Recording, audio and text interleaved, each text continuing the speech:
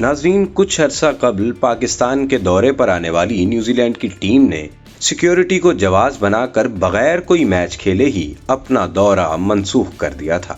New Zealand کی دیکھا دیکھی انگلینڈ نے بھی پاکستان کا دورہ منسوخ کر دیا۔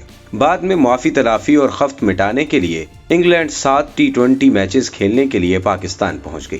انگلش ٹیم نے 17 سال بعد پاکستان کا تاریخی دورہ کیا۔ پاکستان اور انگلینڈ کی کرکٹ تاریخ کے اوراق پر نظر ڈالی جائے تو ایک عجیب و غریب تصویر سامنے آتی ہے۔ یہ تاریخ بہت دلچسپ ہے اور اس میں بہت سے حادثے اور تنازع شامل ہیں۔ کھلاڑیوں پر الزامات، امپائر سے جھگڑے، بال ٹیمپرنگ، میچوں کی منسوخی اور اسپاٹ فکسنگ جیسے اسکینڈلز بھی تاریخ کا حصہ ہیں۔ نقطہ میں خوش آمدید۔ آج کی ویڈیو میں ہم پاکستان اور انگلینڈ کے مابین 5 دلچسپ اور حیران کن واقعات کا ذکر کریں گے۔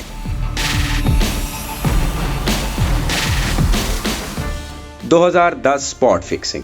سال 2010 میں پاکستان کرکٹ کو اس وقت کے ایک اسکینڈل کا سامنا کرنا پڑا جب پاکستانی ٹیم کے کپتان سلمان بٹ، فاسٹ بولرز محمد آصف اور محمد عامر پر اسپاٹ فکسنگ میں ملوث ہونے کا الزام عائد کیا گیا۔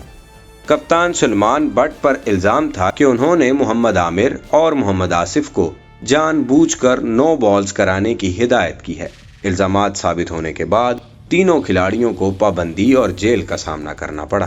جب ٹیمیں ایک روزہ میچ کے لیے home of cricket Lords cricket ground پہنچی تو پریکٹس سیشن کے دوران انگلینڈ کے بلے باز جوناتھن ٹروٹ اور پاکستانی بالر وہاب ریاض کے درمیان شدید تلخ کلامی کا واقعہ پیش آیا۔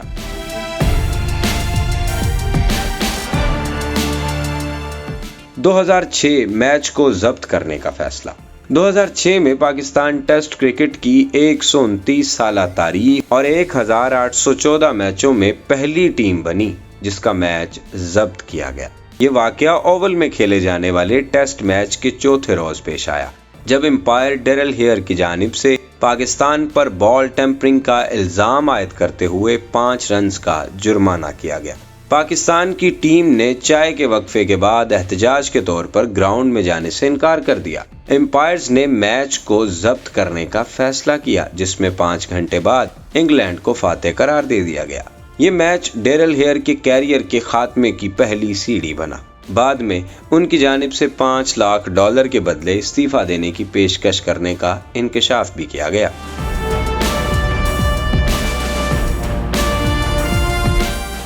1992 ریورس سوئنگ سے پریشان انگلینڈ کی ٹیم۔ انگلینڈ کی کرکٹ کے لیے تب ریورس سوئنگ نئی بات جب پاکستانی فاسٹ بولرز وسیم اکرم اور وقار یونس اس کا بھرپور استعمال کرتے تھے۔ ان کی کامیابی نے کئی شکوک و شبہات کو جنم دیا کیونکہ انگلینڈ کے بولرز پوری کوشش کے باوجود اتنی کامیابی حاصل نہیں کر پا رہے تھے۔ 1992 میں لارڈز میں کھیلے گئے ایک روزہ میچ کے دوران بال ٹیمپرنگ کا مسئلہ خبروں کی زینت رہا۔ خراب موسم کے باعث کھیل کو اگلے دن تک مؤخر کر دیا گیا، لیکن دوسرے دن تینوں انگلش میچ آفیشلز نے لا 42 کے تحت گیند بدلنے کا حکم دے دیا۔ منتظمین نے ممکنہ اسکینڈل کے خدشے کے تحت گیند بدلنے کی وجہ بتانے سے اجتناب کیا، جس کے باعث پاکستانی ٹیم کی جانب سے کافی غم و غصے کا اظہار کیا گیا اور اس سے کئی الزامات کا بھی سامنا کرنا پڑا۔ جبکہ دوسری جانب انگلینڈ کے بلے باز ایلن لیم نے اخبار کو دیے جانے والے انٹرویو میں اس شہ سرخی پر اپنا انٹرویو دیا کہ پاکستان کرکٹ میں کیسے دھوکہ دیتا ہے۔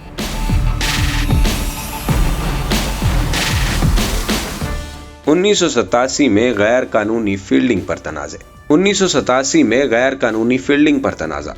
سال 1987 میں فیصل آباد میں کھیلے جانے والے ٹیسٹ میں دوسرے دن کے دوران امپائر شکور رانا نے انگلینڈ کے کپتان مائک گاٹنگ پر ایک فیلڈر کو غیر قانونی طور پر ایک جگہ سے دوسری جگہ بھیجنے کا الزام عائد کیا۔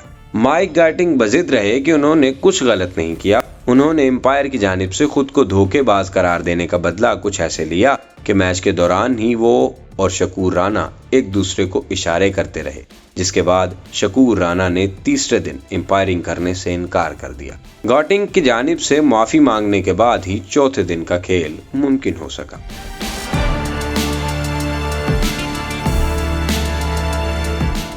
1956 میں امپائر کا اغوا ہونا۔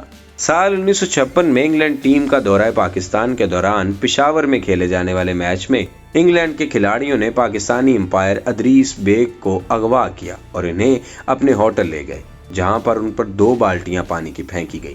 انگلینڈ کے اس وقت کے کپتان ڈونلڈ کرن نے اس واقعے کو ایک مذاق قرار دیا، جس کی وجہ ادریس بیگ کی جانب سے انگلینڈ کے خلاف دیے جانے والے فیصلے تھے۔ یہ واقعہ جسے ایک مذاق قرار دیا گیا، ان واقعات کی وجہ بنا جو بعد میں تنازعات کی شکل اختیار کر گئے۔ ناظرین، امید ہے آپ کو ویڈیو پسند آئی ہوگی۔ اس طرح کی مزید ویڈیوز دیکھنے کے لیے ہمارا چینل سبسکرائب کریں اور بیل آئیکن کو پریس کر دیں تاکہ ہماری آنے والی ہر نئی ویڈیو آپ تک بر وقت پہنچ سکے۔